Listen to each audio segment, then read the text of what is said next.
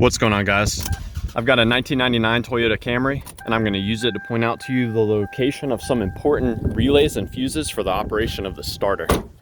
So to begin, we're going to head under the hood.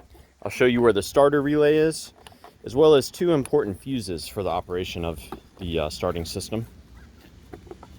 So popping this cover off, it's going to reveal the fuses and relays. Now the two fuses for me to point out, that's going to be your main fuse right there. Part of this fuse powers the starter relay, which is going to be this right there. And an important note about your starter relay, it is retained by this clip. So to get it out, you're going to have to push that clip aside right there and then wiggle the relay out. And it's going to be stuck in there pretty good, but it will come out. Another fuse for you to check is going to be this 30 amp fuse right here. It's called the AM2 fuse. Now, what this fuse does is it actually passes power inside the vehicle to the ignition switch. Heading back inside the vehicle. When you turn the key all the way to the start position, the ignition switch, if it's working properly, will energize a 5 amp fuse located right in here. And it's called the starter fuse. So it's going to be that little 5 amp fuse right there. So what you could do is check to see if this fuse is actually getting power to it when you turn the key to the start position. If it's not getting power to it and your AM2 fuse under the hood is good, then you may suspect that your ignition switch is bad. You can also apply power directly to that 5 amp fuse and see if the car then starts. That would be like a troubleshooting test.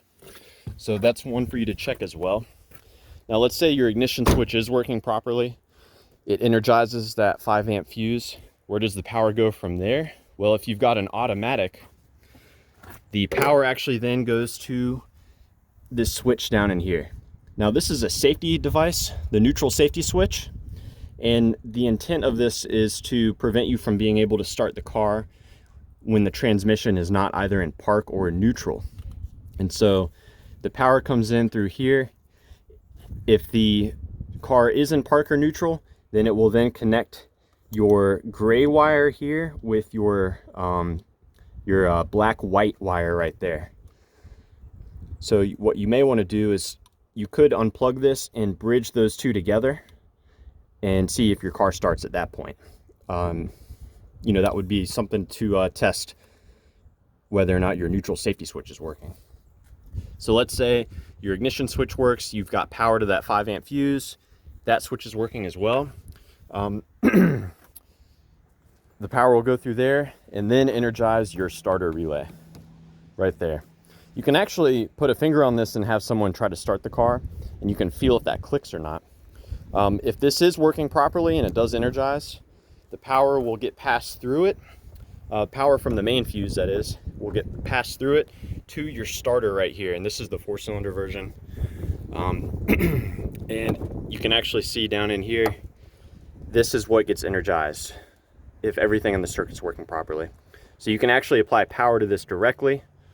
And if at that point, even if you're seeing power here or applying power yourself here and the car is still not cranking, you can suspect the starter as well at that point. And sometimes you can tap on it, you know, with something heavier than this while someone's holding the key in the start position. Sometimes that can get a failing starter to kick off. So yeah, I hope this was helpful for you guys. Let me know if you have any questions, or more importantly, any advice about troubleshooting the starter system on your Toyota Camry. Thanks for watching.